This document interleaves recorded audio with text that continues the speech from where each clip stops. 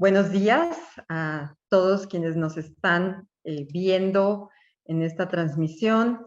El día de hoy vamos a tener una jornada para compartir algunas reflexiones que se han generado acerca de la legislación y los monumentos históricos a 50 años de esta vinculación en pro de la conservación. El día de hoy, para esta inauguración de nuestra jornada, nos acompaña la maestra Valeria Valero Pie, que ella es la Coordinadora Nacional de Monumentos Históricos y nos va a dirigir unas palabras con motivo de este inicio de jornada. Bienvenidos todos y todas. Adelante, maestra Valeria. Pues muchísimas gracias. Muy buenos días a todos ustedes. Bueno, disculparán un poco esta voz afónica. Pues bueno, así he estado estos días, pero bueno, muy contenta de estar hoy con ustedes.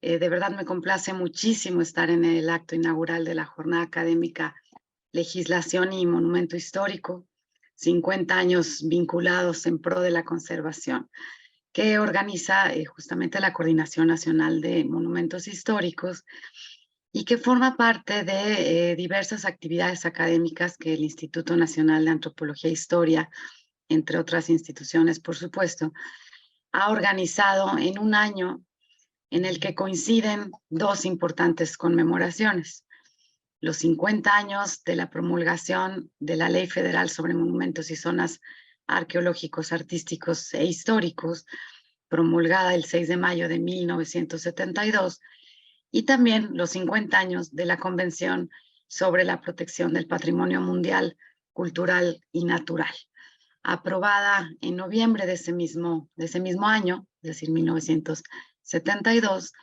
por la Conferencia General de la UNESCO, ¿no? De la Organización de las Naciones Unidas para la Educación, la Ciencia y la Cultura, y que fue ratificada por la Cámara de Senadores del Congreso de la Unión en 1984.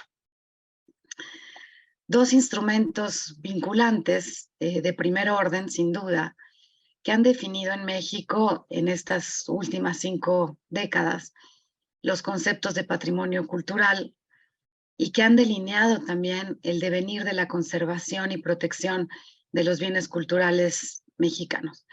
Instrumento que, por supuesto, no han permanecido estáticos y que han sido objeto de diversas revisiones y de reformas, y que esperamos continúen siéndolo, para que cada vez se acerquen más a significados y a prácticas más incluyentes en los que la sociedad en su conjunto pues se vea identificada.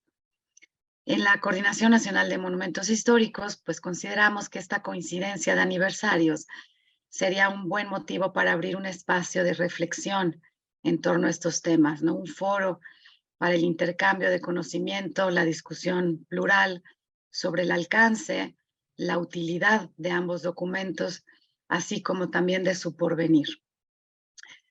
Y pues en este sentido, el programa consideró la incorporación de destacados especialistas que han estudiado, y varios de ellos incluso aplicado, los conceptos y preceptos de la Ley Federal sobre Monumentos y Zonas Arqueológicos, Artísticos e Históricos y de la Convención sobre la Protección del Patrimonio Mundial, Cultural y Natural.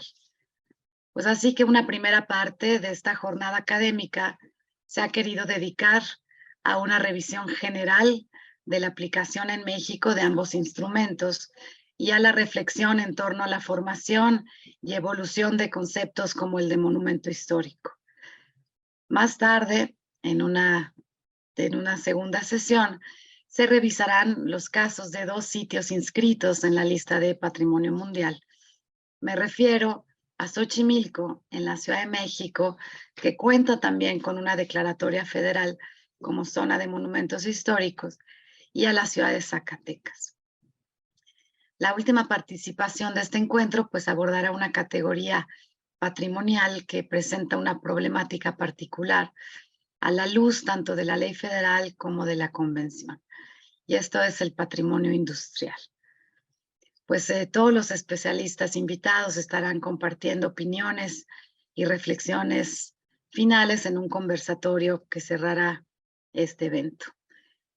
Bueno, pues quisiera reconocer y agradecer el trabajo realizado en el diseño y organización de esta jornada a Julieta García, muchas gracias Julieta, y a Pablo Trujillo, que nos acompañará en unos momentos más en el conversatorio. También quiero expresar todo mi reconocimiento y agradecimiento a los ponentes que hoy compartirán sus trabajos con nosotros y que, bueno, pues ya vemos aquí en pantalla: Mauricio Guerrero Oloa, Pedro Paz Arellano, Luz de Lourdes Herbert Pesquera, Araceli Peralta Flores, Pablo Vázquez Piombo y Gustavo Becerril Montero. Pues muchísimas gracias a todos ustedes. Y pues sin más preámbulo, dejo el espacio a esta jornada académica que estoy segura será muy interesante y exitosa. Así que bueno, pues sin más, damos por inaugurada la jornada Legislación y Monumento Histórico, 50 años vinculados en pro de la conservación. Enhorabuena, muchas gracias. Sí, muchas gracias, exacto. Aquí en la zona virtual es a veces más elocuente, ¿verdad? Hacer el aplauso.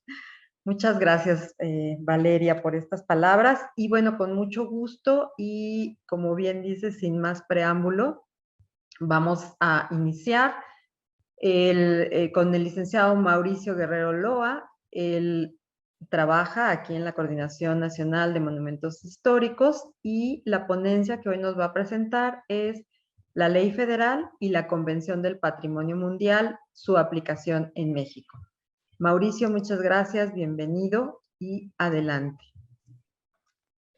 ¿Qué tal? Muy buenos días a toda la audiencia.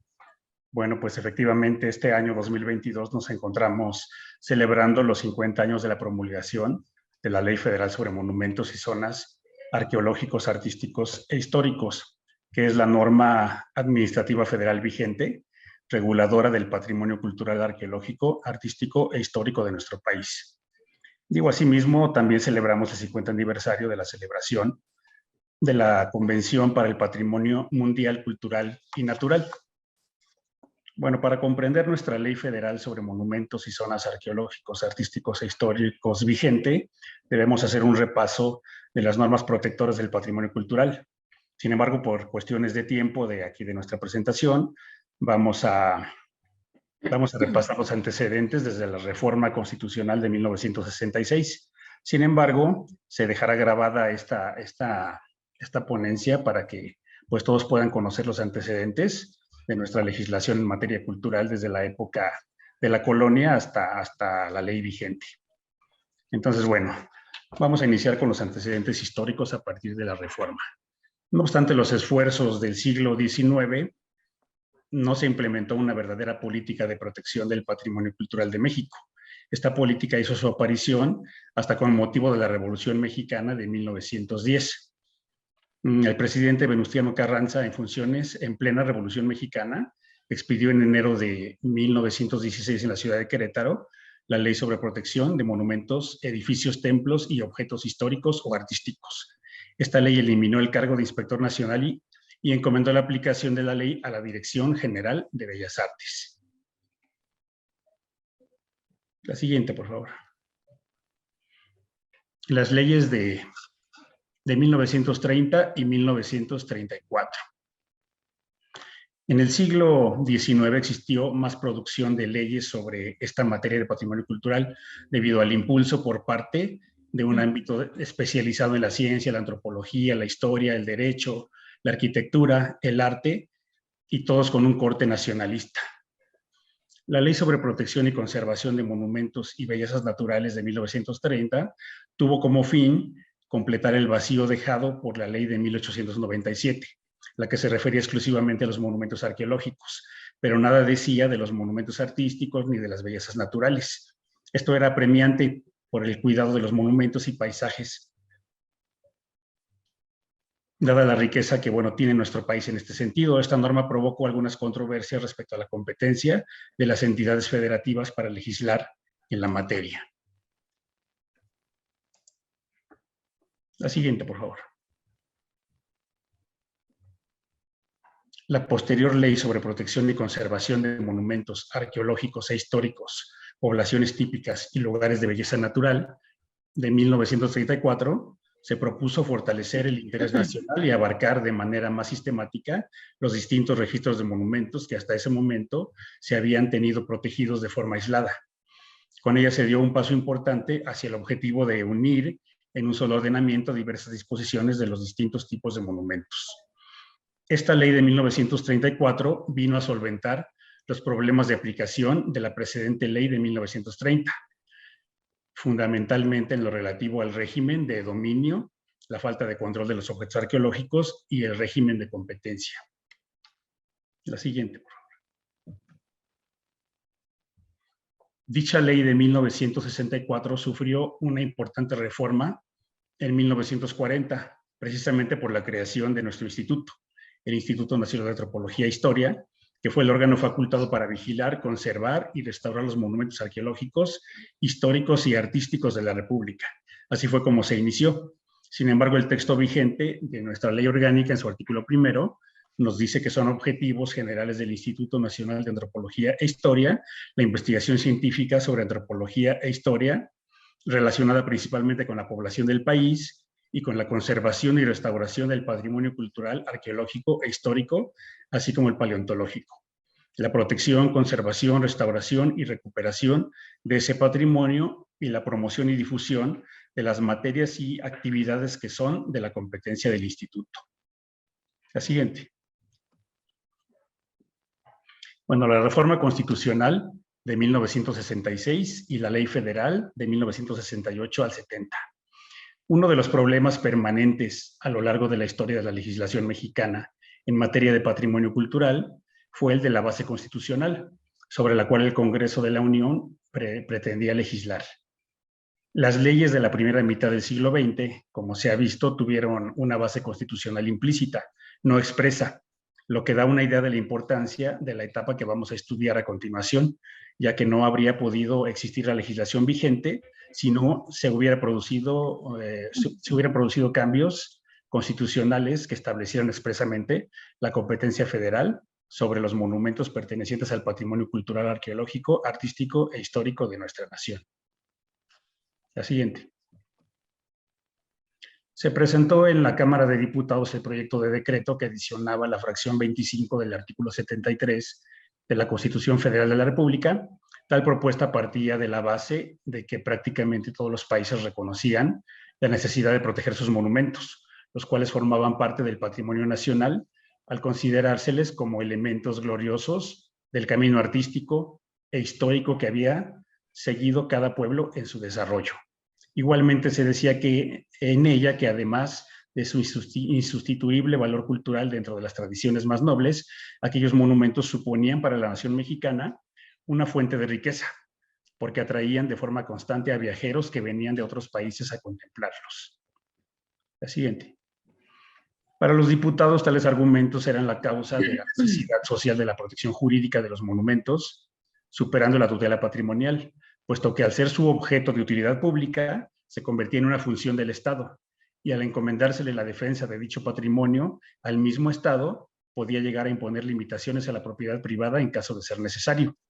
Por lo anterior, el 3 de enero de 1966, el entonces presidente Gustavo Díaz Ordaz promulgó un decreto emitido por el Poder Constituyente Permanente, agregando la fracción 25 al artículo 73, por el cual se otorgó al Congreso Federal la facultad para legislar sobre monumentos arqueológicos, artísticos e históricos de interés nacional. La siguiente. Surgió la Ley Federal del Patrimonio Cultural de la Nación, que fue aprobada en 1968 y publicada en 1970, con base en la reforma constitucional que señalamos anteriormente. Tal reforma fue esencial para hacer uniforme en toda la República el régimen jurídico de protección de monumentos y su aplicación por las autoridades federales, constituyendo el punto de partida para introducir mejoras legislativas que solventaran las lagunas de los ordenamientos precedentes. Es muy relevante el hecho de que por primera vez en una ley que se adoptaba un concepto más amplio como el de patrimonio cultural, se hacía referencia a una categoría de bienes tradicionalmente relegados a un segundo plano, es decir, los documentos, objetos correspondientes a las distintas épocas del país, los cuales formaban la base para el estudio de la historia de México y la transformación social. La siguiente. Se decía también en la exposición de motivos que el patrimonio cultural había dejado de ser elitista y por ende debería estar al alcance no solo de una minoría privilegiada, que por su condición económica y conocimientos científicos tenía capacidad para admirar el arte y valorar la cultura. También se afirmaba que desde tiempos de la colonia la riqueza arqueológica, histórica y artística había sufrido pérdidas irreparables, sin que se hubiera puesto un remedio adecuado. En tal sentido, los gobiernos revolucionarios habían tenido la preocupación de proteger el patrimonio cultural y la culminación de este propósito era la ley que estamos analizando, que tendía a establecer normas para una eficiente preservación y acrecentamiento de los bienes culturales e incluso impedir la depredación nacional y extranjera que destruía sin escrúpulos muchos de los monumentos. La siguiente. También se aclaraba que la ley de 1968 y 70 respetaba el régimen de propiedad privada, sujetándolo únicamente a las limitaciones que dictara el interés público. En esta materia, al igual que respetaba la soberanía de los estados y la libertad municipal, garantizando su intervención en la aplicación de la misma ley. Hay que destacar además la creación de un registro y un catálogo que permitía conocer los bienes que formaban el patrimonio cultural de la nación, así como la participación de una comisión técnica que con sus conocimientos aportaría mejores herramientas para la preservación de los bienes del patrimonio mexicano. Estas disposiciones en ese tiempo generaron la expectativa de que se tendría por fin un instrumento legal fundamental para la defensa y protección de los monumentos y sobre todo para combatir la exportación ilegal de dichos bienes culturales. La siguiente. Bueno, vamos a estudiar lo que es nuestra ley vigente, la Ley Federal sobre Monumentos y Zonas Arqueológicos, Artísticos e Históricos, que sustituyó a la de 1968-70, fue promulgada apenas 2 años después de esta última y fue publicada en el Diario Oficial de la Federación el 6 de mayo de 1972. Esta norma sintetiza lo que ha sido la tradición mexicana en esta materia.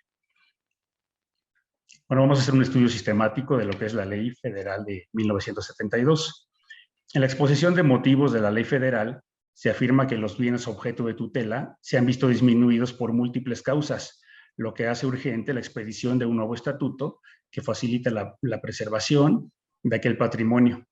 Por esa razón se advierte que el objeto de dicha ley es de interés social y sus disposiciones de orden público, declarando de utilidad pública la investigación, protección, restauración y recuperación de los monumentos arqueológicos, artísticos e históricos, así como de las zonas de monumentos. La siguiente. Se dice también en la exposición de motivos de la ley del 72 que es imposible calificar en todos los casos qué bienes culturales deben considerarse monumentos, por lo cual se establece el sistema de que, por un lado, dicha calidad la determina la propia ley o por otro lo haga el Ejecutivo Federal mediante la declaratoria respectiva. En este punto, bueno, la nueva ley marca claramente su distancia con la ley de 1968-70, que había introducido un amplio concepto de patrimonio cultural, y la ley de 1972 acotaba el objeto legislado a la terminología de monumento, estableciendo por ello la determinación por ley o la declaratoria administrativa correspondiente. La siguiente. A continuación, bueno, vamos a enumerar las distintas categorías de monumentos que contempla la ley del 72.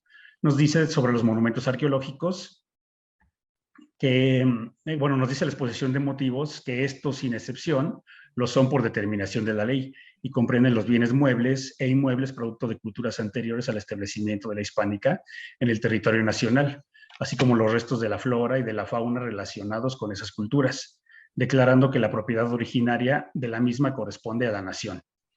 En este aspecto, la ley supera tanto a la antecesora de 1964, así como a la de 1968-70, pues ambas solo consideraban como pertenecientes a la nación los inmuebles arqueológicos y los muebles que se encontraran en ellos. La siguiente. No obstante, esta disposición dice que se respetan los derechos de los actuales poseedores de muebles arqueológicos a los que se les acreditará como propietarios solo si los inscriben en el registro de la propiedad arqueológica que creó la ley del 72. Sobre los monumentos artísticos nos dice que sobre esta categoría, bueno, se afirma que en la exposición que requieren la declaratoria correspondiente para sujetarlos al régimen establecido en la iniciativa. Y sobre los monumentos históricos se define a los monumentos como aquellos vinculados con la historia de la nación y que determina ya la propia ley o la declaratoria respectiva. La siguiente. También, bueno, esta figura novedosa que son las zonas de monumentos, pues es precisamente una de las novedades que presentó la ley de 1972. Fue la categoría de zona de monumentos arqueológicos, artísticos o históricos, las cuales se definen como las áreas donde se encuentran varios monumentos de aquellas categorías. Tales zonas de monumentos quedarán bajo la jurisdicción de los poderes federales en los términos de la ley. El presidente de la República hará la declaratoria correspondiente. Esta novedosa figura derivó del problema de la protección de conjuntos de monumentos que, al estar protegidos solo de manera individual, de acuerdo con lo que disponía la ley, permitían que se deterioraran los entornos o el saqueo en espacios entre monumentos. Esta medida solo ocasiona limitaciones a la propiedad particular. En cuanto a su uso, de acuerdo con lo que dispone el artículo 27 de la Constitución Política de los Estados Unidos Mexicanos. La siguiente. Otro punto a destacar en la exposición de motivos de la Ley de 72 es la regulación del comercio y la exportación de monumentos, según se trate de propiedad pública o de propiedad privada. Se repitió en aquel momento la preocupación centenaria que aún hoy continúa por el problema de la exportación ilegal, sobre todo en lo relativo a los monumentos arqueológicos e históricos, fundamentalmente relacionados con el arte religioso. Por otra parte, se reserva como facultad estatal la realización de exploraciones arqueológicas, pero abriendo la puerta a que instituciones científicas también puedan emprenderlas previa autorización del órgano correspondiente, que en este caso es nuestro instituto. Y por último, se hace referencia en la exposición de motivos al régimen sancionador, que tipifica distintas figuras delictivas en los actos que atenten contra la integridad, conservación, recuperación y propiedad de los monumentos. El legislador consideró que aquellos monumentos debían ser respetados y protegidos por constituir una valiosa aportación del pueblo mexicano a la cultura universal. En general, se puede afirmar que los criterios rectores de esta política siguen siendo prácticamente los mismos, desde el origen de la tradición jurídica de finales del siglo XIX, es decir, la preocupación por la exportación ilícita y el saqueo arqueológico.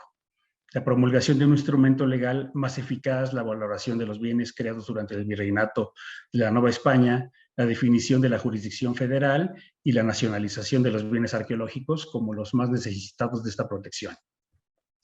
La siguiente. Bueno, la estructura y el contenido de la ley federal. La ley federal 72 consta de 6 capítulos constituidos por 55 artículos y 3 disposiciones transitorias. El título de la Ley Federal sobre Monumentos Arqueológicos, Artísticos, Históricos y Zonas de Monumentos marca la primera gran diferencia con la que deroga al rechazar el término de patrimonio cultural para retomar el de monumentos, que es el tradicional en la sistemática jurídica mexicana. Bueno, el primer capítulo nos habla sobre las disposiciones generales, que comprende de los artículos 10 al 20 y se refiere, bueno, a los siguientes puntos.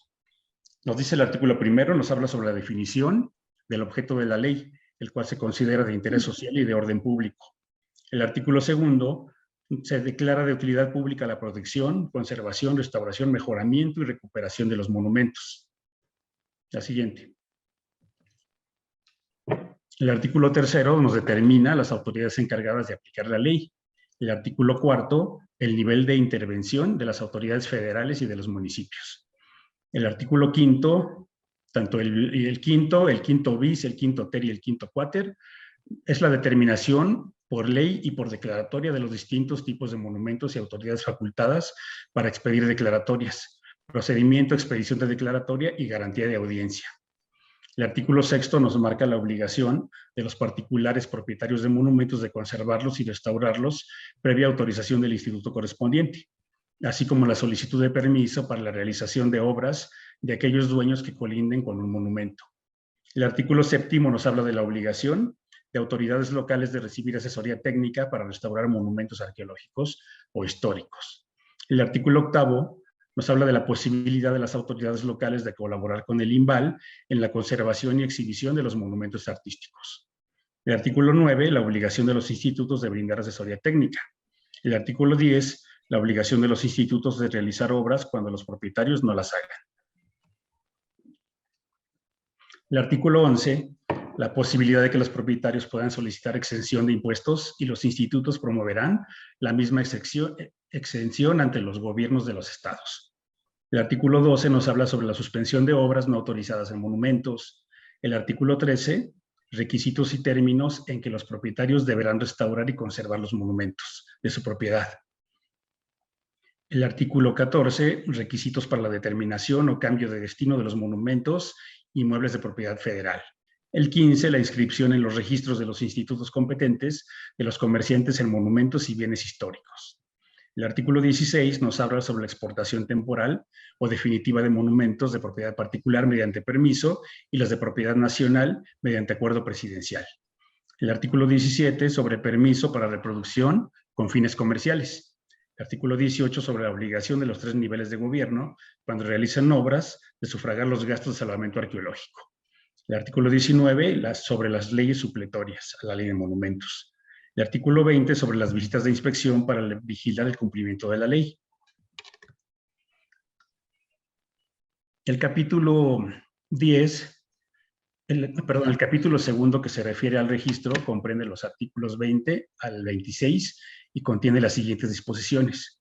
El artículo 21, que bueno, es la creación del registro público de monumentos y zonas de monumentos arqueológicos e históricos dependiente del Instituto Nacional de Antropología e Historia, INAH, y el de monumentos y zonas monumentales artísticas dependiente del Instituto Nacional de Bellas Artes y Literatura. 22, obligación de toda persona y organismo de inscribir en el registro correspondiente los monumentos de su propiedad, así como el registro público de su jurisdicción. El 23, requisitos para la inscripción de oficio o a petición de parte interesada e inclusión del recurso de oposición al registro. El 24, la inscripción no tiene el efecto de demostrar la autenticidad del bien registrado. El artículo 25, en los actos traslativos de dominio, manifestar en escritura pública si el bien es monumento y obligación de los notarios de mencionar la declaratoria en el acta respectiva.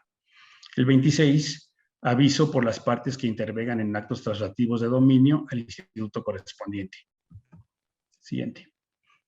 El capítulo 3 de los monumentos arqueológicos, artísticos e históricos consta de los artículos 27 al 36 que establecen lo siguiente. 27, bueno, nos habla de los monumentos arqueológicos muebles e inmuebles que son propiedad de la nación. El artículo 28, que es la definición de monumentos arqueológicos. El artículo 28 bis, la aplicabilidad de las disposiciones de arqueología a los restos de interés paleontológico y declaratoria del Ejecutivo Federal. El artículo 28 ter, la aplicabilidad de las disposiciones de arqueología a los restos culturales localizados en zona marítima y los restos prehistóricos. El 29, la prohibición de transportar, exhibir o reproducir monumentos arqueológicos sin permiso del INAH. En caso de localización, dar aviso a la autoridad civil más cercana. Artículo 29 al 32, la realización de exploraciones arqueológicas se llevará a cabo por el INAH o por instituciones científicas previa autorización del primero, quien suspenderá y ocupará el lugar si hubiera violación a la autorización concedida o haya sustracción de materiales arqueológicos. El 33, definición de monumento artístico. 34, la creación de la Comisión Nacional de Zonas y Monumentos Artísticos que opinará para la expedición de declaratorias de monumentos y zonas artísticos. El 34 bis, declaratoria provisional de monumento artístico en caso de riesgos. El 35, definición de monumento histórico. 36, monumentos históricos por determinación de ley. El capítulo 5 dedicado a las zonas de monumentos se recoge del artículo 37 al artículo 43, cuyo contenido es el siguiente.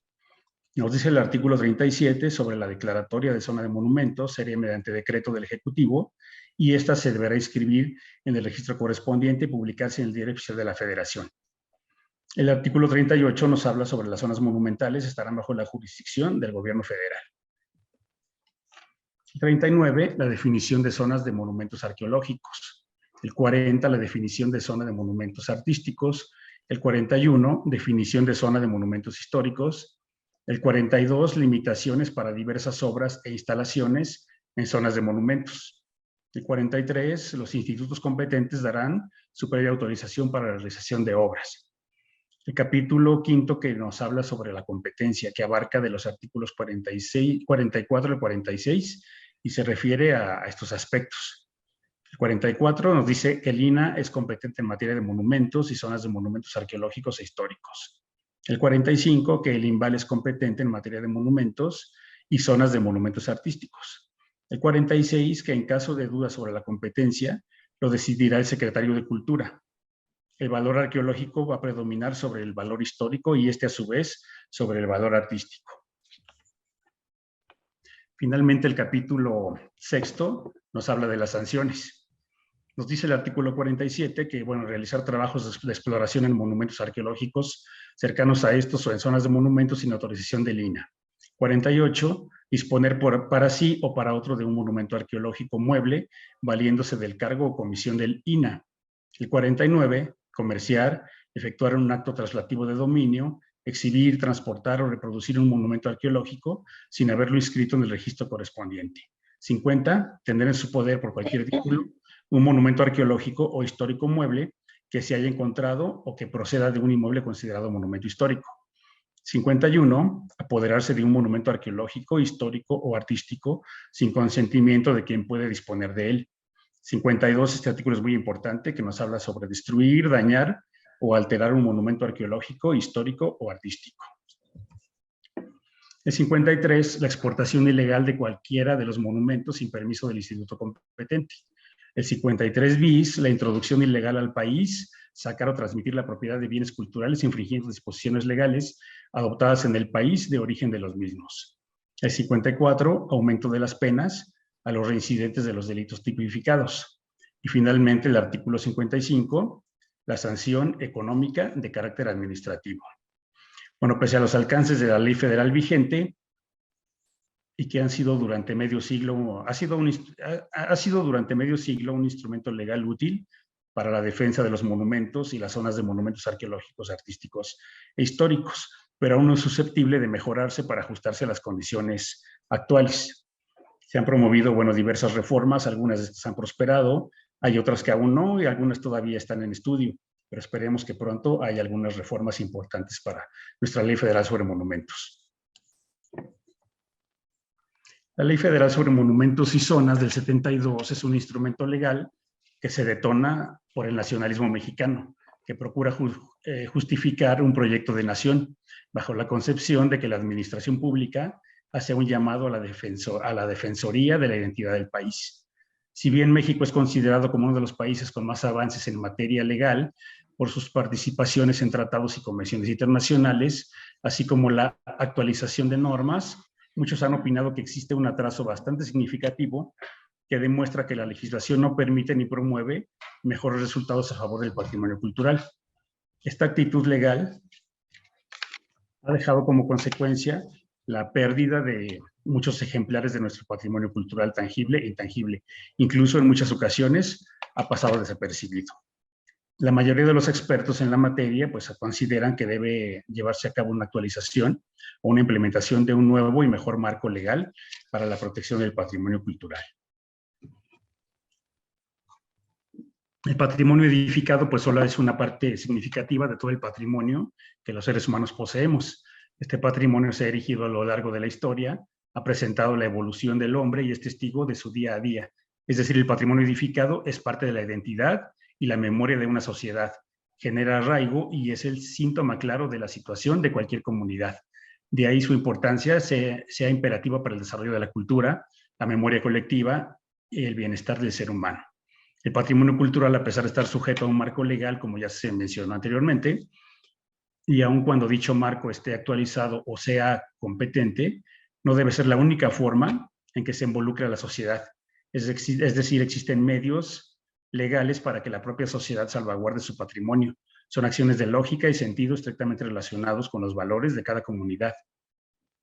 Actitudes éticas de expertos y partícipes en general, los que pueden generar un cambio favorable para la legislación del patrimonio cultural. Para una mejora de los hechos es necesaria la participación de la sociedad, no esperando que el marco legal solucione todos los problemas. sino atendiendo a valores morales y éticos de conservación y propagación patrimonial, para así entonces no depender de la apatía gubernamental sobre reformas a las leyes actuales. Bueno, hablaremos un poco sobre la Convención para la Protección del Patrimonio Mundial, Cultural y Natural. Más adelante, bueno, se hablará más extensamente sobre este tema. Bueno, esta convención fue adoptada en París el 16 de noviembre de 1972. Es multilateral y se encuentra vigente. Fue aprobada por el Senado el 22 de diciembre de 1983, publicada en el Diario Oficial de la Federación el 23 de enero de 1984. Su vinculación de México fue el 23 de febrero de 1984 y su entrada en vigor internacional 17 de diciembre de 1975. Entrada en vigor en México el 23 de mayo de 1984. Y el tema, pues, es la protección del patrimonio cultural. La Convención de 1972 para la Protección del Patrimonio Mundial, Cultural y Natural establece que ciertos lugares de la Tierra con un valor universal excepcional pertenecen al patrimonio común de la humanidad. Fue aprobada en 1972 por la UNESCO.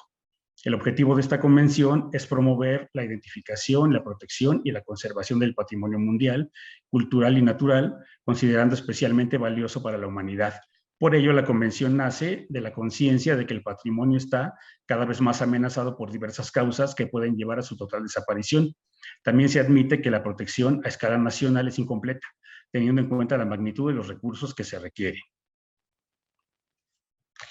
La siguiente. Mediante la convención, cada país firmante se compromete a identificar, proteger, conservar, rehabilitar y transmitir a las generaciones futuras el patrimonio situado en su territorio, sino también a proteger su patrimonio nacional. Asimismo, invita a los Estados partes a integrar la protección del patrimonio cultural y natural en los programas de planificación regionales, a dotarse de personal y de servicios en sus sitios, a emprender estudios científicos y técnicos sobre la conservación y tomar medidas para conceder a este patrimonio una función en la vida cotidiana de los ciudadanos. La siguiente. Por protección internacional, la Convención establece un sistema de cooperación y asistencia internacional destinado a secundar a los Estados partes de la Convención en los esfuerzos que desplieguen para conservar e identificar ese patrimonio. Por ello, se ha creado en la Organización de las Naciones Unidas para la Educación, la Ciencia y la Cultura un Comité Intergubernamental de Protección del Patrimonio Cultural y Natural y el Fondo para Protección del Patrimonio Mundial, Cultural y Natural. Bueno, los sitios mexicanos del patrimonio mundial. Es un sitio, bueno, es un monumento, sitio o un lugar propuesto voluntariamente por México y que ha demostrado que ostenta un valor universal excepcional, ha sido inscrito en la lista de Patrimonio Mundial por el Centro de Patrimonio Mundial, derivado de una resolución del Comité Intergubernamental del Patrimonio Mundial, en los términos de la Convención de la UNESCO para la Protección del Patrimonio Mundial, y que esté cumplido con las directrices operacionales de dicha convención, las cuales comprometen a México a proteger los atributos de autenticidad e integridad, así como mantener una protección legal adecuada con relación al sitio y definir un esquema de gestión del mismo. La siguiente. Igualmente, de conformidad con el artículo 4 de dicha convención, el Estado mexicano reconoció como una obligación primordial identificar, proteger, conservar, rehabilitar y transmitir a las generaciones futuras el patrimonio cultural y natural situado en su territorio. Bueno, vamos a dejar hasta aquí nuestra presentación por cuestiones de tiempo, pero bueno, más adelante una especialista en el tema les hablará ampliamente sobre este tema de la Convención del Patrimonio Mundial. Pero muchas gracias.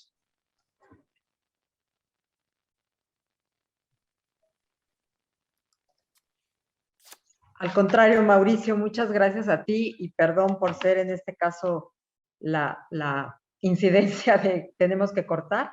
Pero efectivamente dices bien, más adelante vamos a tocar estos temas para que pues se amplíe y en un momento dado tú también puedas volver a participar. Te agradezco mucho la participación esta con la que iniciamos la jornada. A la orden. Gracias.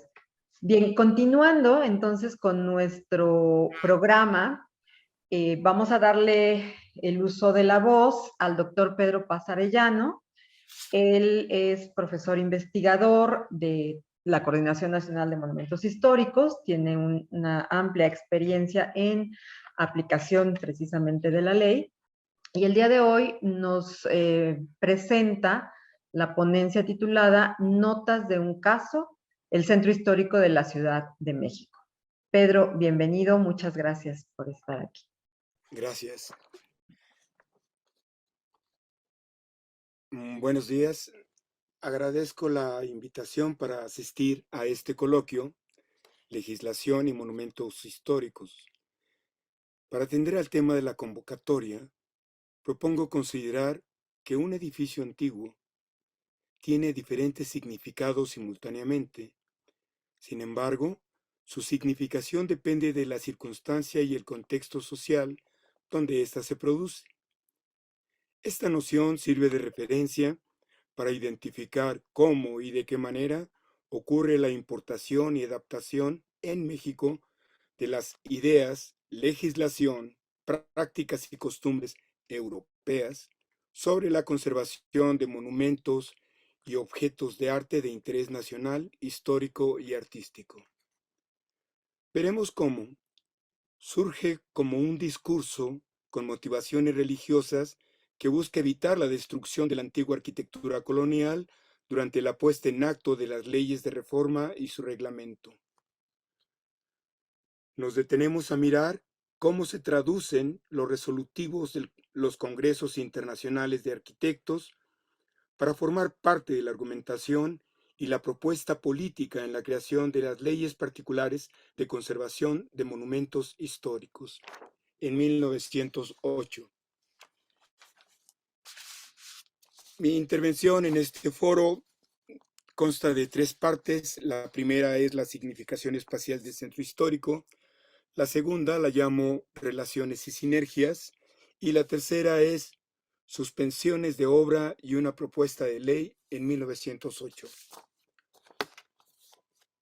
Es un hecho, un edificio antiguo tiene simultáneamente diferentes significados. Será una cosa u otra, dependiendo de la circunstancia y el contexto social donde se produce su significación.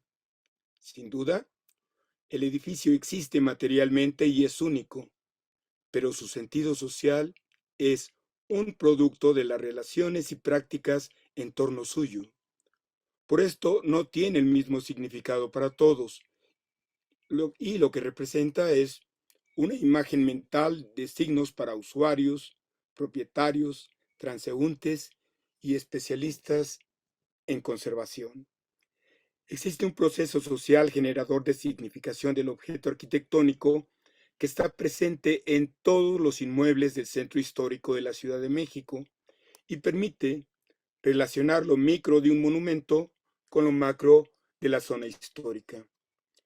Este proceso de significación espacial está integrado por 4 lógicas sociales: la lógica de valor de uso, la lógica de valor de cambio, la lógica de valor simbólico y la lógica de valor sígnico.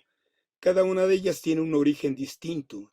Son 4 líneas de intereses concurrentes en la materialidad del espacio arquitectónico. Todas operan al mismo tiempo con mayor o menor intensidad. Son lógicas sociales que se superponen, se unen y contradicen al mismo tiempo. De la configuración, orden y jerarquía de cada una de ellas resulta la significación del Estado y resulta la significación y el estado de conservación de los antiguos inmuebles del centro histórico. Una antigua finca puede ser varias cosas al mismo tiempo: un convento, un bien nacionalizado que forma parte de los bienes propios de la Hacienda Federal, una mercancía, un símbolo y un signo. El viejo edificio significa y representa diferentes cosas. Toda definición depende del contexto social donde se produzca esta. La lógica de valor de uso está constituida por las normas que rigen las situaciones y las acciones de lo que se espera que ocurra en cada local y en cada área del espacio. Es la lógica utilitaria del espacio arquitectónico que se nutre del contexto de la organización social que lo emplea. La lógica económica de valor de cambio está representada por el propietario y queda ubicada en su derecho a la propiedad en el contexto del mercado inmobiliario y del suelo urbano. La lógica del valor simbólico de un viejo edificio, en general, se produce por un recuerdo colectivo y es para el grupo que lo ostenta un ejemplo, una enseñanza, que proporciona materia concreta a los juicios y conceptos abstractos que prevalecen en la sociedad. Prevé de igual modo una lección y una exhortación que puede permear diversos grupos sociales y generaciones, o bien adquirir elementos diferenciales. La cuarta lógica es la del valor del signo, la del inmueble como presencia física que adquiere y le da sentido al espacio urbano y arquitectónico dentro del contexto histórico en el cual se localiza. Forma parte del sistema de referencias urbanas que operan al momento de los recorridos, con la intención de proponer un referente empírico para cada una de estas lógicas de valor. Conviene considerar que estas lógicas de valor podrían ser observadas y reconocidas en las prácticas para la conservación, transformación y sustitución de los viejos edificios que realizan los usuarios, los dueños, los especialistas y los transeúntes. Importa conocer en cada caso la significación que tiene para cada uno de ellos el antiguo espacio, el antiguo edificio. El usuario es el protagonista de la valoración del uso del inmueble. Es quien se sirve de las propiedades físicas del espacio arquitectónico. Lo utiliza para resolver sus necesidades y aprovecha la localización que tiene la finca dentro de su contexto urbano. En la valoración del cambio, el propietario es el protagonista. Ejerciendo su derecho de propiedad, decide el precio del inmueble de acuerdo con el mercado inmobiliario y las leyes de oferta y demanda del suelo donde se ubique, ya sea para beneficiarse por medio de rentas o de la venta de su propiedad. La lógica de valor simbólico es el medio para expresar una cosa por medio de otra. Esta tiene como protagonista al especialista en conservación de edificios. La valoración simbólica para distinguir a un edificio de otros y convertirlo en un monumento histórico ocurre dentro del campo social de la conservación de zonas y monumentos históricos. Es en este campo social donde el edificio deja de serlo para convertirse en algo más importante que el mismo, para transformarse en una parte de la memoria del pasado, para expresar una cosa por medio de otra. Aquí, el especialista, de acuerdo con el origen, destino y relevancia arquitectónica del viejo inmueble, a manera de conjuro, asigna o retira dones y atributos para convertirlo en un monumento histórico. Esta calidad solamente tendrá validez cuando sea reconocida y consagrada oficialmente por la esfera política de la cual dependen los especialistas. Tras su consagración, las disposiciones del campo deben ser asumidas por toda la población. El valor signo es el significado particular y tiene como protagonista a cada persona, a cada sujeto social y se produce al recorrer, transitar o habitar un espacio. Dotar de significado a este espacio es una acción en la cual los eventos y fechas se graban en la memoria individual de acuerdo con la repercusión que tengan estos en su vida cotidiana. Aunque ocurre también que para dotar de significado a un espacio determinado, cada persona realiza procesos de apropiación que no caen en un orden jurídico y en consecuencia no es necesaria la posesión del espacio para que el individuo lo considere suyo y sea un referente. Estas lógicas de valor son parte del modelo analítico que permite reconocer el espacio arquitectónico como cualquier otro objeto. Se convierte en un atributo social y su significado depende del contexto social donde se produce. Un monumento histórico no tiene un significado único ni permanente. Cambia con las relaciones donde se encuentra inserto. Contiene simultáneamente diferentes significados, diferencias que resultan de la interacción social, de la interrelación de las personas con sus espacios, del uso que hacen las clases sociales de estos edificios, del régimen de propiedad, etc. Un monumento histórico, como cualquier otro objeto, no es más que los diferentes tipos de relaciones y significaciones sociales que convergen, se oponen y se unen sobre él. La segunda parte de la exposición refiere relaciones y sinergias. En nuestro país, la conservación de monumentos históricos y artísticos de interés nacional tiene su origen en la importación y adaptación progresiva de las experiencias legislativas, prácticas y costumbres producidas en Europa durante los siglos XVIII y XIX.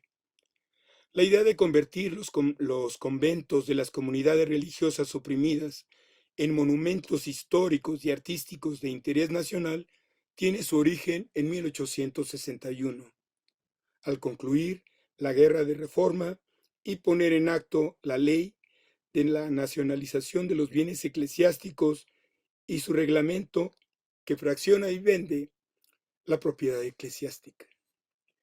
Esta propuesta hecha por los editorialistas del periódico La Independencia buscó evitar la destrucción de las fincas religiosas y conservarlas por razones históricas y sus valores artísticos tal cual se hacía en Europa.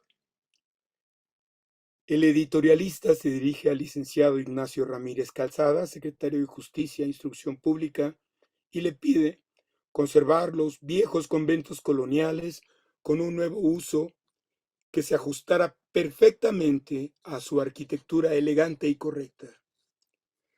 Vale decir que mientras la arquitectura religiosa fue propiedad de la Iglesia, en México a nadie le importó su valor histórico o artístico de interés nacional, pues nunca esa significación histórica formó parte de su sentido social y cultural. A nadie le pareció pertinente declarar viejos templos coloniales como monumentos nacionales. Menos aún, pensar en restaurarlos como si de un documento se tratara, sin variar una coma. La jerarquía religiosa tomaba todas las decisiones sobre sus edificios sin consultar a nadie. La petición del periódico no fue atendida. Pero esto no impidió la propagación de la idea de monumentalizar histórica y artísticamente a la arquitectura religiosa colonial. En 1861 se creó la Secretaría Técnica de Bienes Nacionalizados de la Secretaría de Hacienda y Crédito Público. Fue la encargada de la administración y conservación de los bienes eclesiásticos. Pero la Guerra de Intervención Francesa y el Segundo Imperio interrumpieron este proceso de nacionalización de los bienes, el cual se reanudó con la restauración de la República y la Segunda Independencia de México, encabezada por el presidente Benito Juárez en 1867. La administración pública de la arquitectura religiosa fue gobernada conforme a los establecimientos de la ley del 14 de diciembre de 1874 y luego por la de Bienes Nacionales de 1902, que establece cuáles son los bienes de dominio público o de uso común, dependientes de la Federación. Entre estos se hallaban, cito, los monumentos artísticos o conmemorativos, así como los edificios o ruinas arqueológicos o históricos. Fin de cita, artículo 38. Ahí se establecía que sin la autorización de la Secretaría de Hacienda y Crédito Público, el clero no podía ejecutar en los templos obras materiales susceptibles de afectar la solidez o sus méritos artísticos o históricos. La sección técnica de bienes nacionales realizó los trabajos de inspección y la autorización de obras sobre las antiguas fincas religiosas coloniales. Los casos más importantes los sometía al Consejo Consultivo de Edificios Públicos, integrado siempre por el director de la Escuela de Ingenieros y el director de la Escuela de Bellas Artes. Pero esto no impidió mutilaciones, deformaciones ni demoliciones de los templos. lo cual siempre fue cuestionado en los periódicos, revistas, clubes, colegios y asociaciones integrantes del espacio público de la Ciudad de México en la mitad del siglo XIX.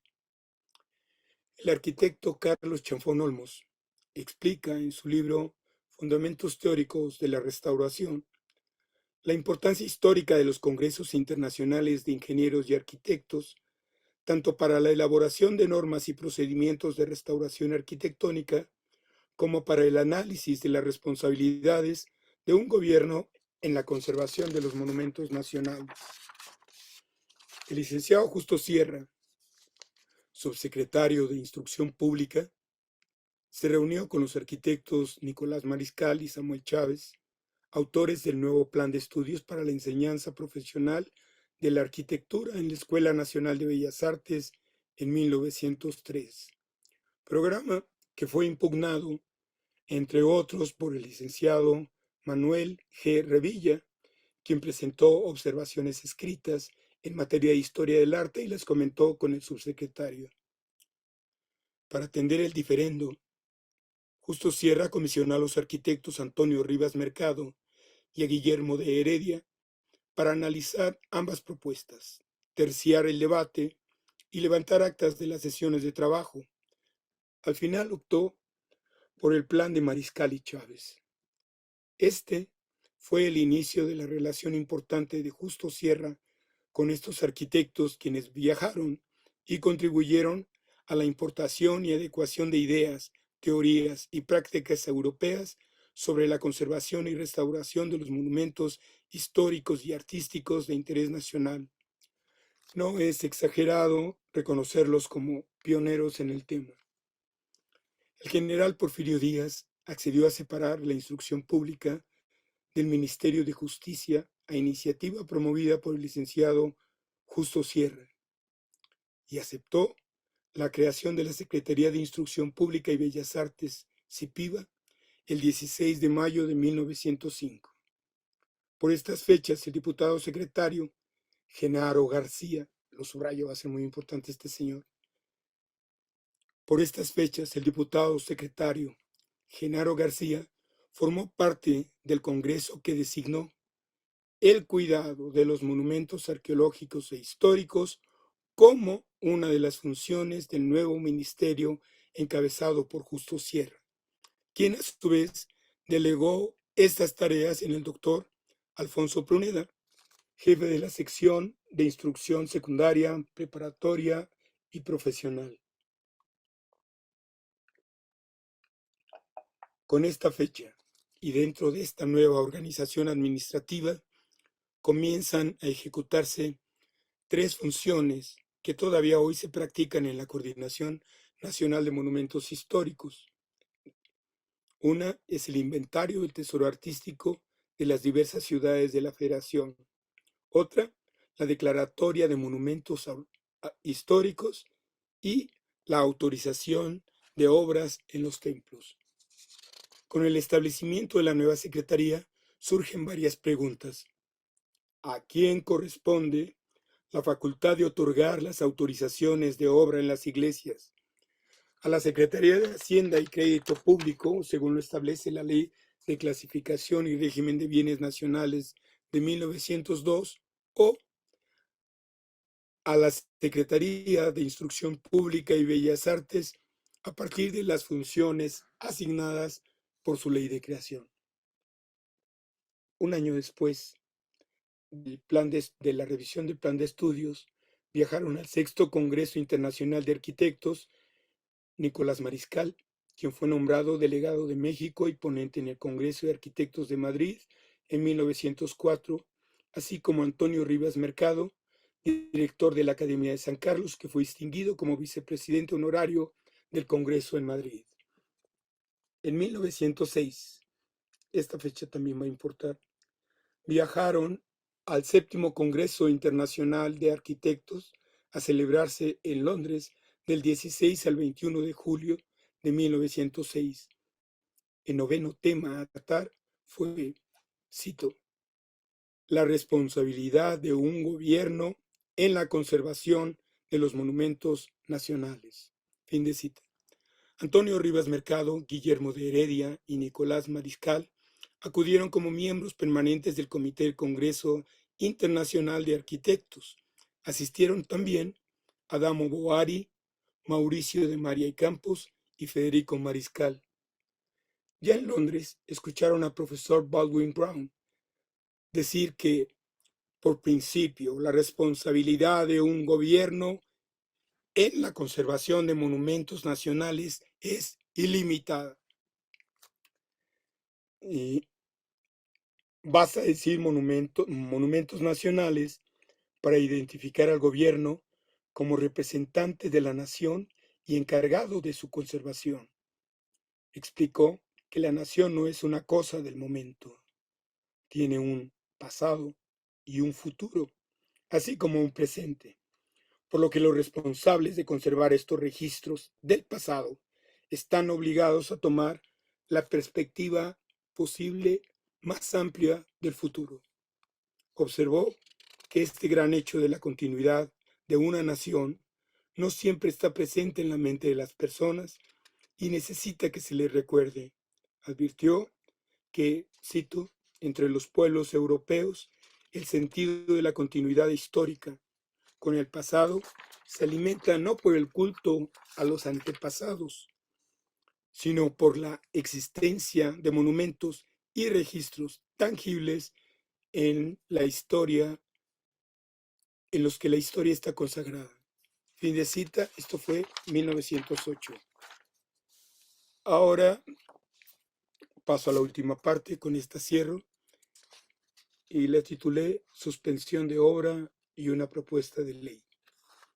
Justo Sierra turnó a Genaro García, director del Museo Nacional, una denuncia para que informe lo que convenga hacer ante la mutilación de algunos relieves en las columnas de las puertas atriales de la iglesia parroquial de San Juan Bautista en Coyoacán, provocada al instalar rejas de hierro que eviten actos inmorales y contra la higiene del lugar.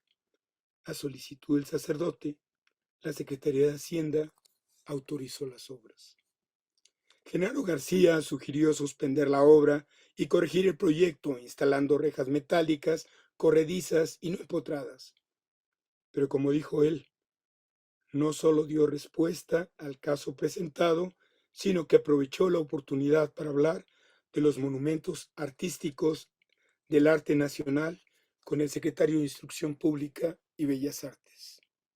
García pensaba que el arte arquitectónico de México radicaba casi exclusivamente en las iglesias por ser los mejores ornatos de la capital y los documentos más elocuentes para la historia del arte nacional, por lo que debía conservarse escrupulosamente en toda su integridad. Sin embargo, muchas iglesias habían sido bárbaramente obstruidas, desfiguradas y mutiladas. Apuntó la necesidad de dictar alguna medida que pusiera término a las profanaciones que muchos templos venían sufriendo en esta ciudad, y refirió 10 casos en su escrito para probar su dicho. Por ejemplo, el atrio de la Catedral Metropolitana fue convertido en un jardín que obstruye su perspectiva, y quitaron las cadenas perimetrales que armonizaban con la severa composición general del templo, confinándolo con una verja de hierro sin carácter, dice él. Genaro García censura las obras realizadas en los templos de la Ciudad de México sin mencionar a los responsables de las autorizaciones, aunque era pública y notoria la responsabilidad de la sección técnica de bienes nacionales de la Secretaría de Hacienda y Crédito Público. Los arquitectos Antonio Rivas Mercado, Guillermo Heredia y Nicolás Mariscal, miembros permanentes del Congreso Internacional de Arquitecto, viajaron a Londres, recibieron las memorias impresas del 7º Congreso Internacional de Arquitectos. Este libro lo consultó Genaro García y tradujo las páginas 459 y 460 del trabajo del arquitecto francés Jean-Alfred Besnard, quien escribe sobre la responsabilidad de los gobiernos en la conservación de los monumentos nacionales. En ellas, Besnard hizo un recuento tanto de los avances legislativos en la conservación de los monumentos históricos y artísticos que datan del siglo XVIII y siglo XIX, como de la elaboración de sus inventarios en 15 países europeos. Estoy hablando de 1906. Este estudio comparativo de la legislación europea es la base de la argumentación empleada por Genaro García para sugerir a Justo Sierra el establecimiento de una ley de conservación de los monumentos históricos y artísticos en México como en Europa. Pero no existe actualmente, dice, porque no existe actualmente un solo país civilizado que deje de procurar la mayor precisión para la conservación de su arte nacional. El director del Museo Nacional logró su propósito. Convenció a Justo Sierra de la necesidad de crear una ley de monumentos históricos y artísticos de interés nacional que regulara la restauración y conservación de los templos bajo la administración de la Secretaría de Instrucción Pública y Bellas Artes. Justo Sierra incrementó el interés de la propuesta planteada por Genaro García y buscó el acuerdo con el presidente de la República. Sierra hizo 3 propuestas al general Porfirio Díaz para terminar con las profanaciones de muchos templos de la Ciudad de México estaban padeciendo. Primera, crear una ley para la conservación de los monumentos de interés nacional, como lo hacen los países civilizados de Europa, aun cuando los antiguos inmuebles sean de dominio privado. Segunda, suspender las obras para colocar rejas de hierro en las puertas del atrio de la iglesia parroquial de Coyoacán, autorizadas por la Secretaría de Hacienda. Y tercera, en lo sucesivo, no se haga obra en las iglesias sin la autorización expresa de CIPIBA, la Secretaría de Instrucción Pública y Bellas Artes, de conformidad con la ley del 16 de mayo de 1905.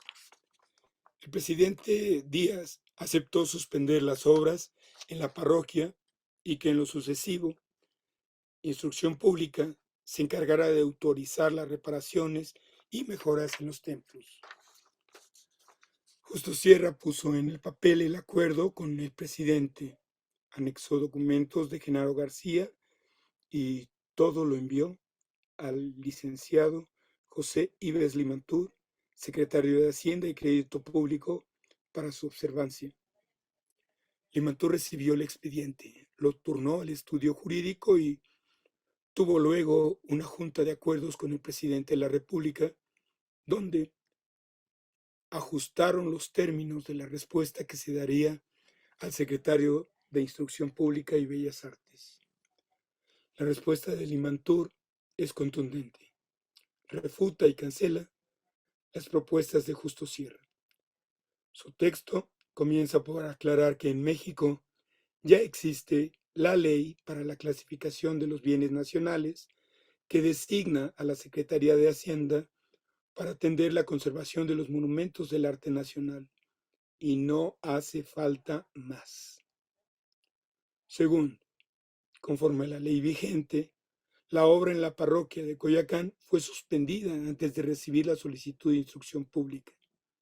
El párroco presentó un nuevo proyecto y el asunto lo estudió el Consejo de Edificios Públicos de la Secretaría de Hacienda, el cual propuso, cito, fijar las hojas de las rejas por medio de bisagras en postes de hierro colocados detrás de las pilastras.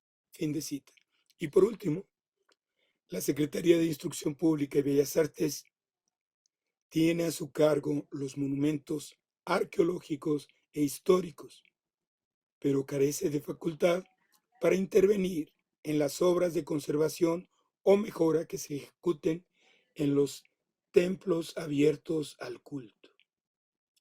Reconoce que la Secretaría de Instrucción Pública le competen los monumentos que tienen exclusivamente un interés científico o artístico, lo que justifica su intervención directa y exclusiva, pero, cito, mientras no se consolide la propiedad, Los templos no son simples monumentos artísticos o históricos, sino bienes de la hacienda pública. Por eso dependen de la Secretaría de Hacienda. A manera de conclusión,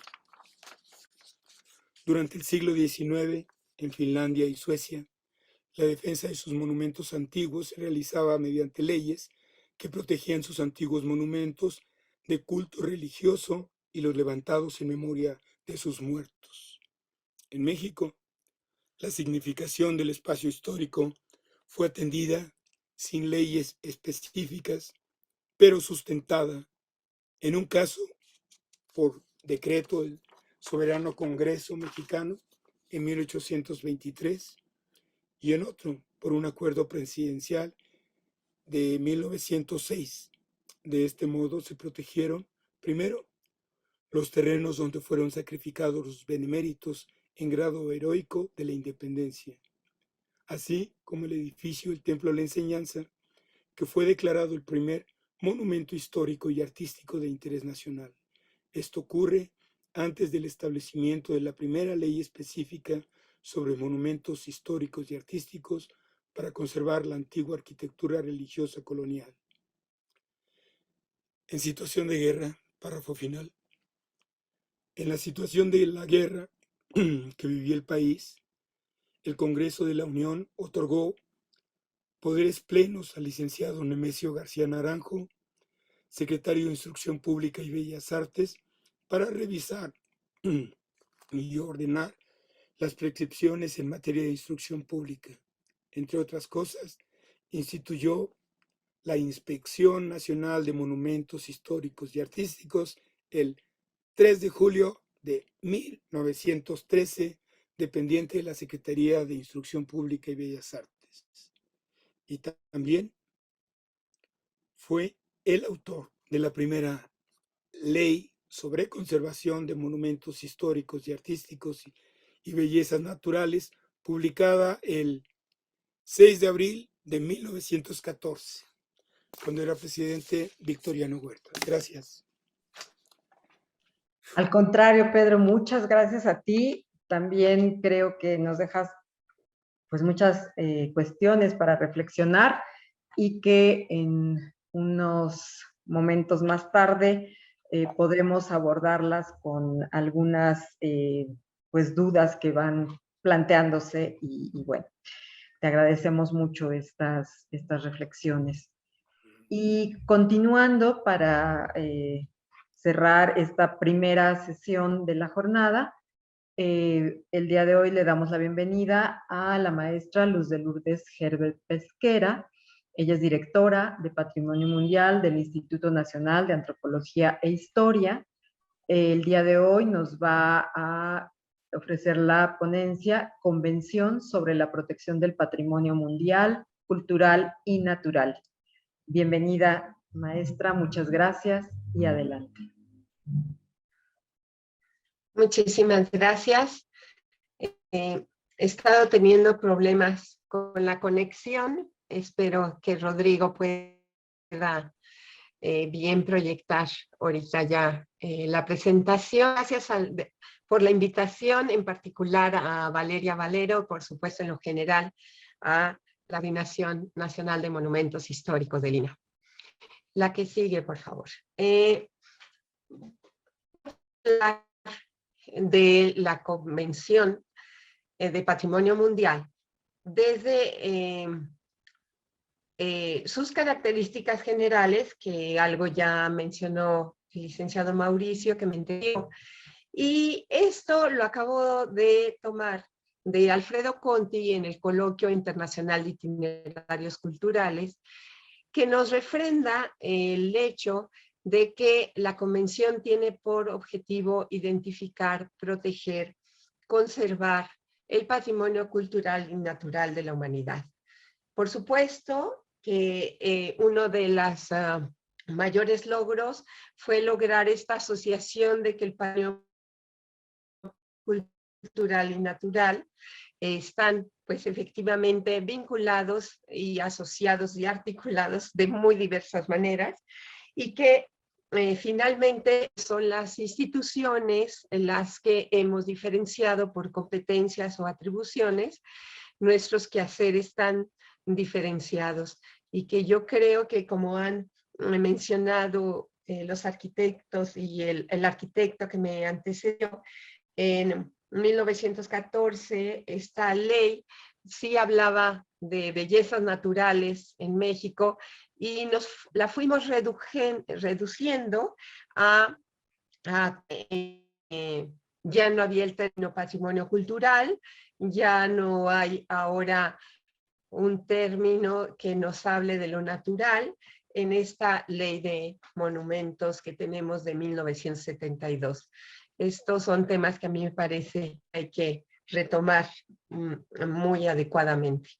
Crear un marco de cooperación, por supuesto, y asistencia internacional, que veremos más adelante, y por supuesto, promover la educación y el respeto por el patrimonio, que tiene que tener un rol activo. Ya se hablaba de la significación, el reconocimiento de valor, ya que en la ley tiene que estar muy claro cuáles estos bienes que protegemos, porque no se puede hablar de lo que solamente se le da valoración por una sociedad, porque, como bien se decía, para unos puede ser importante y para otros no, y con esto pues la destrucción del patrimonio y más bien de los bienes culturales. La que sigue, por favor. Nosotros, la que sigue, una disculpa, tengo un poco de tos. Cuando los estados parte, ya hablábamos de las fechas, en donde México en 84 se suma a esta ratificación de la convención.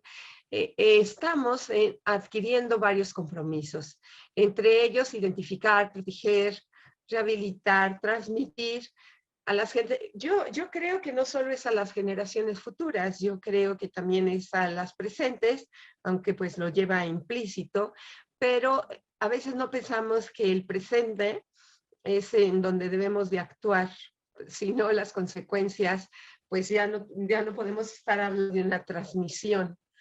Aquí el patrimonio funciona en la vida colectiva, instituir servicios de protección, que aquí nosotros tenemos activamente legislaciones federales, estatales, municipales.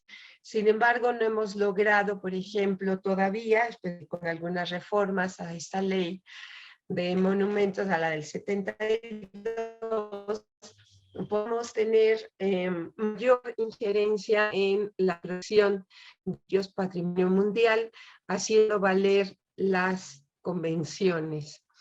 Desarrollo estudios, por supuesto, de investigación científica y técnica, a medidas jurídicas, que aquí es donde yo creo que nos falta mucho trabajar, y financieras, por supuesto, administrativas y financieras. Facilitar la creación de centros nacionales o regionales de formación, que bueno, nosotros tenemos también por parte de la UNESCO el Instituto Regional de Patrimonio Mundial de Zacatecas, categoría 2 de la UNESCO, pero hablamos en lo general de la formación y de lo que es la transmisión de conocimientos. La que sigue, por favor.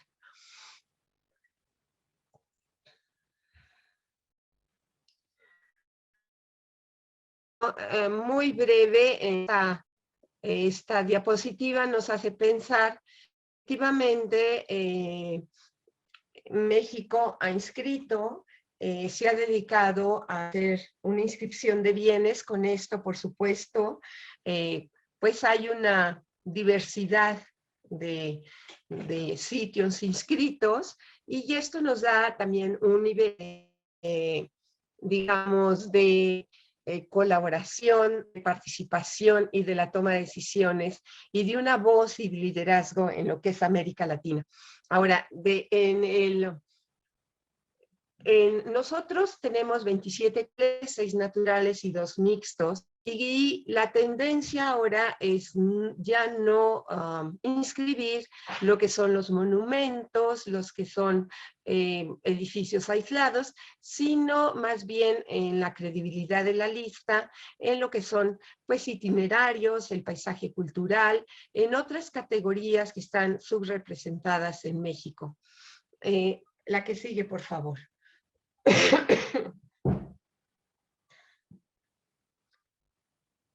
Bueno, yo me permití hacer con la ayuda de Rodrigo, este diagrama, porque creo que nuestra convención hoy en día, ya a los 50 años de su instauración, permitirnos reflexionar sobre estos temas en particular, que bueno, todos aterrizan mucho en lo que es la cuestión legal en nuestros días. Empezamos con el tema de la legislación.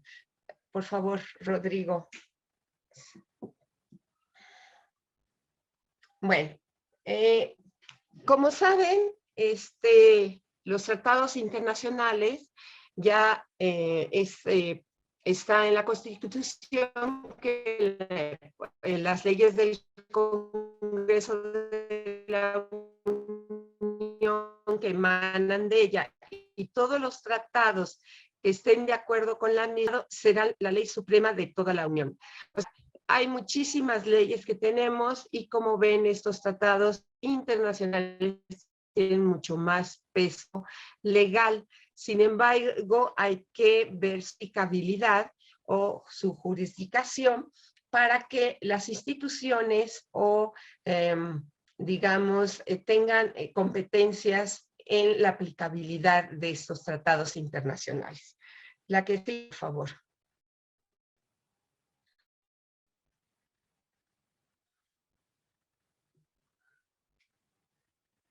Bueno,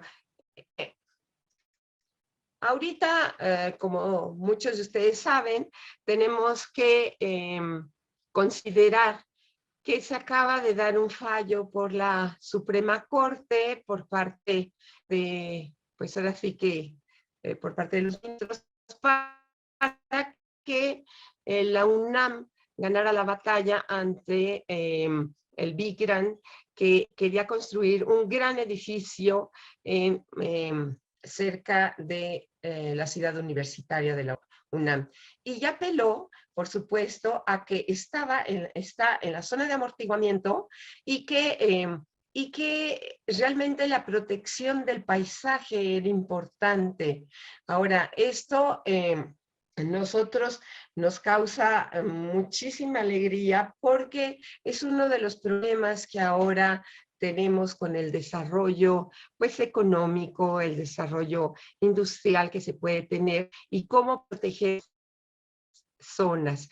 Recordemos que las zonas de amortiguamiento tienen la misma validez, se puede decir, y un blindaje y amortiguar todos los impactos que a la zona núcleo, que se puede decir que es donde hay muchísimo mayor protección o más evidencia del valor universal. La que sigue, por favor. Tenido su video. No sé qué pasa. Bueno, en esto, aquí donde está la estrella, es donde se quiso construir esta gran torre, este gran, ahora sí que inmenso desarrollo, y se logró suspender por la Suprema Corte, como ya he mencionado, la construcción. Esto para nosotros es importante, causará un antecedente para otros casos que se puedan presentar y que sean evaluados en torno a otros conceptos que no solo son la declaración de zona de monumentos o colindancia a un monumento histórico, sino que también son parte de las directrices que marcan alineación hacia los paisajes, paisaje urbano histórico, y que hay que trabajar mucho más en México. La que sigue, por favor.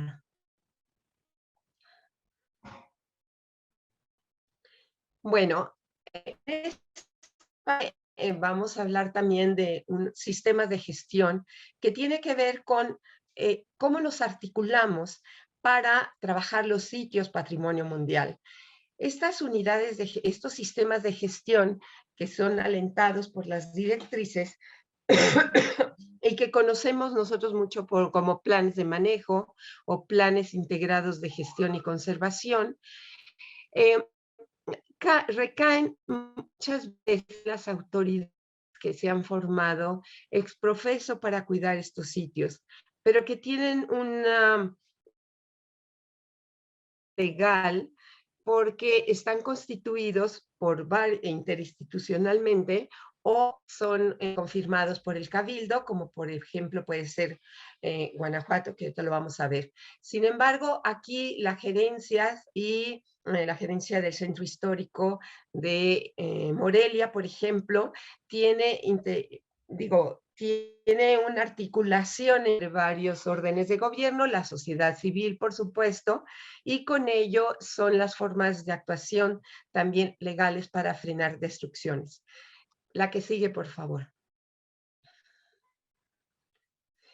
En otras, por ejemplo, sabemos que la que sí fue avalada por el Cabildo fue la que fue instalada en la unidad de gestión de Guanajuato, capital.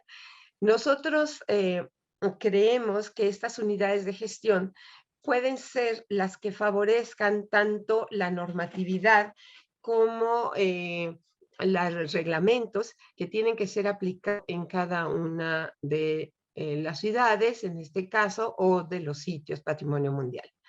Este diagrama es una unidad de gestión que apenas está promoviendo en lo que es Tlacotalpan y que tiene que ver con un consejo interinstitucional. Por supuesto, las autoridades también estarán representadas en el Comité Ciudadano, pero todas ellas formarán esta gran unidad de gestión para revisar los planes integrados de manejo y con ello poderles dar también un peso mayor a estos planes. La que sigue, por favor.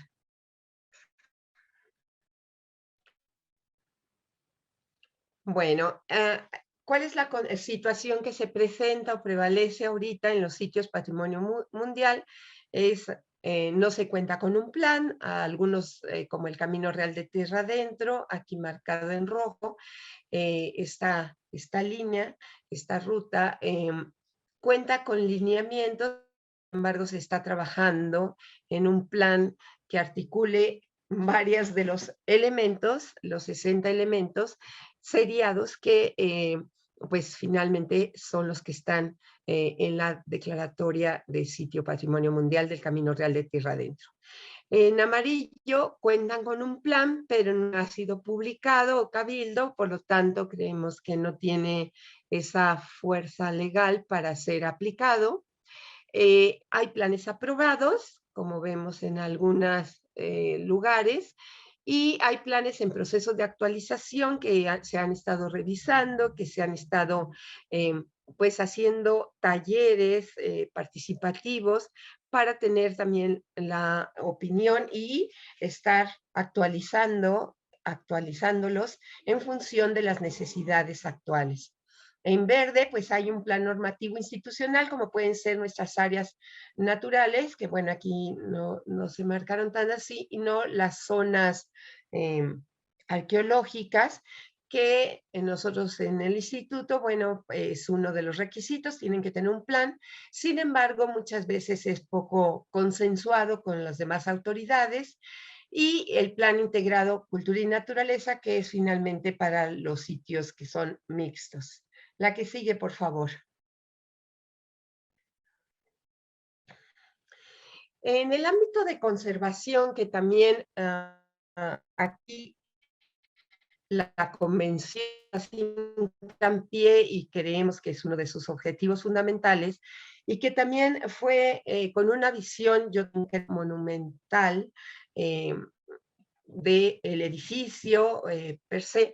Y yo creo que la revisión que se está haciendo ahora de que haya nuevas categorías más incluyentes es para que estos monumentos tengan un contexto, sea más abarcador también su protección.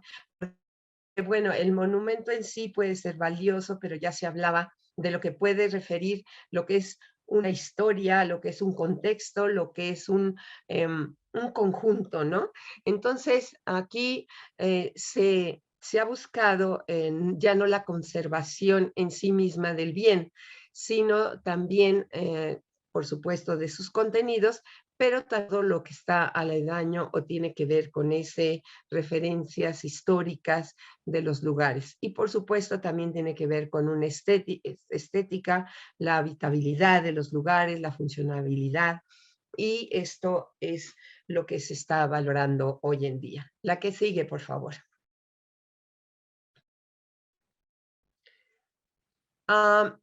Hay muchas formas de la cuestión que se está abordando ahorita. La conservación, por supuesto que estábamos hablando ya de la formación de cuadros técnicos, pero uno de los problemas que nos planteaban es, por ejemplo, en los municipios, que no se tiene la capacitación para hacer suspensión de obra, la cuestión de los reglamentos para terrazas, y tenemos que trabajar mucho más.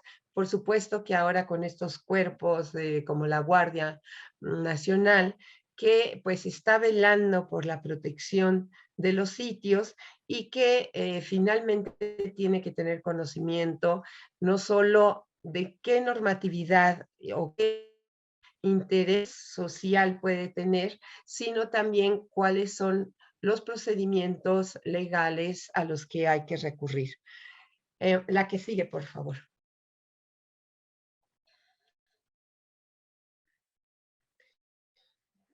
Bueno, otra de las cuestiones claras en la normatividad que viene en la convención es que hay que incluir indicadores.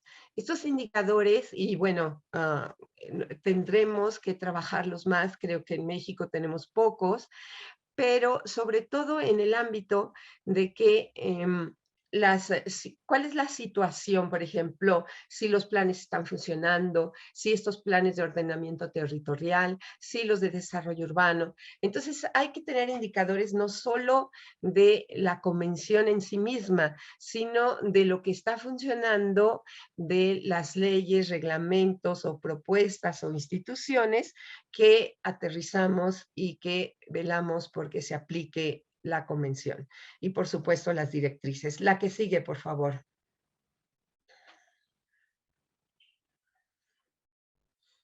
Bueno, estas son las preguntas que vienen en el informe periódico, que es cada 6 años. Estamos en un periodo de informe periódico y que gracias a los gestores de los sitios se ha podido pues ir contestando. Por ejemplo, la comprensión del valor universal excepcional. Yo creo que esto es algo que casi nada más puedo pensar que los especialistas lo pueden pues conocer, entender y darle el peso que tiene del valor universal excepcional. Estas son las preguntas, no las voy a leer, pero como ven, a nosotros les interesa muchísimo cuál es el sistema de manejo.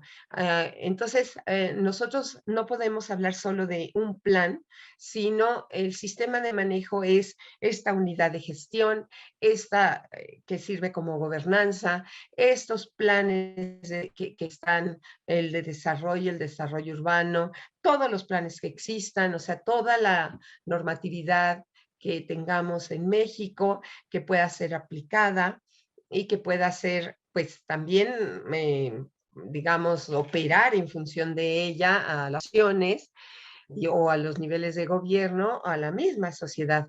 Y los indicadores que nosotros creemos que tenemos que trabajar más en ello, el papel también fundamental de las pues organizaciones no gubernamentales, los negocios. Por ejemplo, se ve que hay muchos cuestionamientos de que sí es casi una marca, ¿no? El declarar un sitio patrimonio mundial para que pueda ser visitable turísticamente. Yo creo que eso tiene que ver con el manejo. O sea, el turismo en sí no es malo. El turismo más bien pues va porque el sitio se le ha dado importancia, se le ha dado relevancia, y muchas de las personas que habitan en los sitios patrimonio mundial están contentas porque hay una derrama económica, porque hay mejores ingresos para muchas familias. Sin embargo, pues creemos que hay que normar más el turismo, que ahora se le llama. Y yo también lo que creo es que el turismo en sí no es tan depredador como pueden ser grandes obras que tenemos desde las autoridades que no son reguladas, o grandes desarrollos que, pues bueno, hay otros intereses. Entonces, no es propiamente el turismo el que daña, sí también existen condiciones de manejo, condiciones de sensibilización al turista, de que volverlos aliados en la conservación y estos valores del valor universal excepcional. La que sigue, por favor.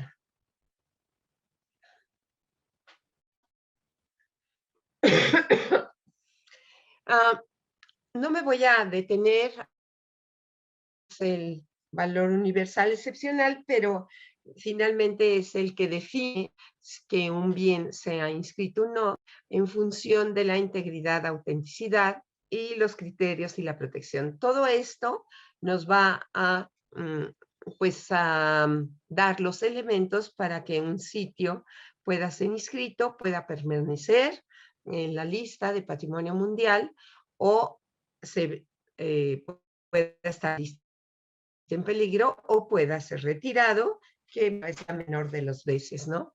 Pero yo quiero hacer énfasis en que muchas veces el valor universal no lo aterrizamos, no lo materializamos. Entonces, creo que los atributos son los que nos dan esos elementos para que podamos estar verificando si el valor universal excepcional persiste, se está alterando, se está modificando. Entonces, este nos puede hacer una radiografía de cómo los atributos nos ayudarían a saber en qué condición está ese bien, y por supuesto para pues seguir actuando pues en el marco de la convención y por supuesto de nuestras leyes. La que sigue, por favor.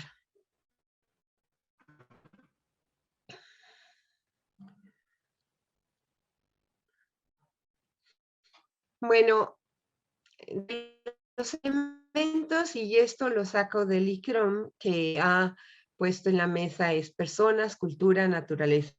Alguien me diría, pues la cultura es por las personas, pero finalmente en términos estrictos, si cultura definimos todos estos elementos que son hechos o testimonios del hombre, o cultura estas formas de pensar, o cultura esto que realizamos en el día a día, pues cabe, y las personas pues en estos seres humanos que cohabitan en los lugares patrimoniales o lugares naturales. Se habla mucho ahora de diversidad cultural, de biodiversidad. Entonces, nosotros estamos hablando, por ejemplo, de los paisajes culturales, que son una categoría donde el ser humano y la naturaleza cohabitan, y finalmente esto ha permitido que exista el paisaje, porque por la forma en la que trabajan la tierra, otras formas de agroindustriales, y estas fuerzas sociales, económicas y culturales se encuentran en estos sitios, en estos paisajes culturales. Aquí lo vemos en el que tenemos en México del tequila. El que sigue, por favor. Los paisajes culturales, bueno, seguimos con la que sigue, y los itinerarios culturales, como vemos, fue esta ampliación de la categoría de monumento o de centro histórico. Han transitado ahora a itinerarios culturales que a través de bienes o elementos seriados nos han permitido dar una lectura de lo que sucedió en algún momento, como puede ser en el Camino Real de Tierra Adentro, en donde hubo un intercambio de ideas, en donde hubo un intercambio de conocimientos, pues asentamientos también, ¿no? De personas, y con ello, pues bueno, el traslado de conocimientos. Ahora, ¿por qué me interesa referir itinerarios culturales y paisajes? Porque en nuestras legislaciones, difícilmente en las mexicanas, tendríamos una protección a un itinerario cultural. Tendríamos que ir parcialmente, un elemento, o el evento es patrimonio cultural, o o está en zona de monumentos, o es monumento histórico, o es monumento arqueológico o artístico. Pero, por ejemplo, un tramo de camino, pues a lo mejor por determinación de ley, pero tendríamos que buscar otra forma de a lo mejor proteger lo que es un itinerario histórico. En este sentido, a mí pues me gustaría que, por ejemplo, instrumentáramos antes de declarar un sitio, que hubiera un consentimiento previo, libre e informado para ser un sitio patrimonio mundial. ¿Por qué? Porque ahí dice, ¿por qué mi hacienda está dentro de un sitio patrimonio mundial? ¿Por qué yo estoy en el camino real? Yo no quiero esto. Y finalmente, pues también válido este seguir. La que sigue, por favor.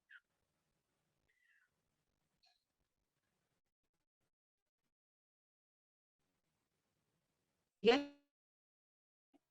Ok, bueno, los sitios mixtos, también esta confluencia que tenemos con organismos como la CONAM, que también para ellos, por ejemplo, es obligatorio su programa de manejo, pero la inserción del nuestro no necesariamente hace obligatorio la parte cultural. La que sigue, por favor.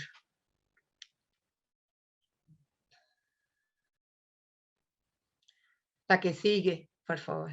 Bueno, cooperación internacional para acabar. Nosotros, la cooperación internacional, finalmente un tratado a eso obliga y ayuda, ¿no? A tener recursos, a pedir asistencia, a solicitar asistencia de especialistas, a frenar obras o sujetarlas a una revisión por parte del Comité de Patrimonio Mundial y sus órganos consultivos en caso de un desarrollo o de una obra mayor. La que sigue, por favor.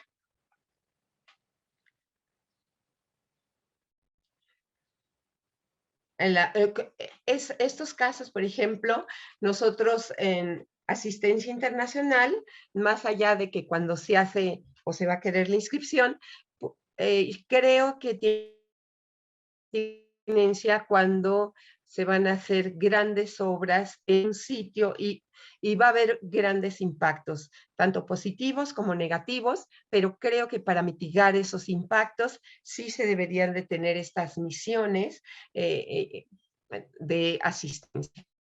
La que sigue, por favor.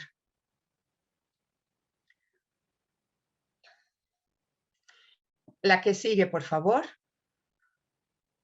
Que es esto que yo ya había hablado, estas misiones de monitoreo reactivo y la visibilidad.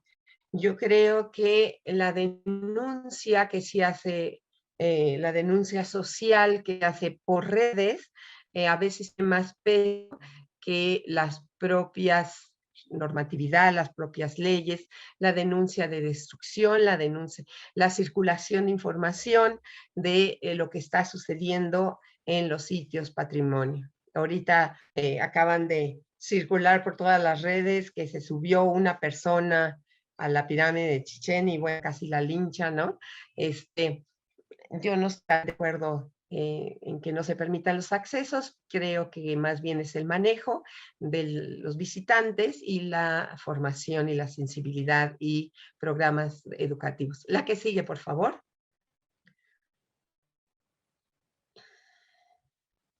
El prestigio simbólico, bueno, finalmente también hacernos de la mano y no tanto que sea una cuestión política el que se inscriban los sitios, sino que también lo que se busca es dar voz a quien quiere que esto, por reconocimiento, por blindaje de protección legal, por una desarrollo, de que vengan más turistas, por un desarrollo económico, pues finalmente escuchar cuáles son los intereses, las intenciones, porque muchas veces esta convención ha buscado atender cuestiones políticas y después los sitios pues se ven abandonados o están a merced de lo que suceda en el día a día. La que sigue, por favor. Con esto concluyo. Muchísimas gracias y estoy a sus órdenes. Buen día.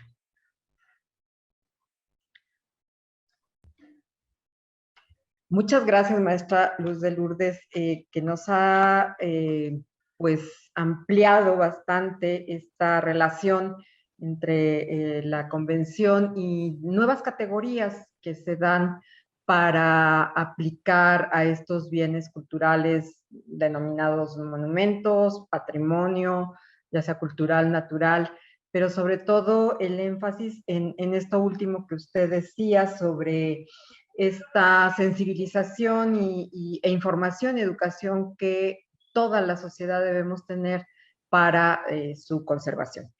Pues voy a agradecer mucho a los ponentes que han participado en esta primera sección de la jornada. Vamos a hacer una breve pausa de unos 10 minutos. Nos vemos a las 11:50, por favor, para iniciar con la segunda sección de la jornada, iniciando con la maestra Araceli Peralta. Entonces, apagamos la cámara y en unos minutos regresamos aquí.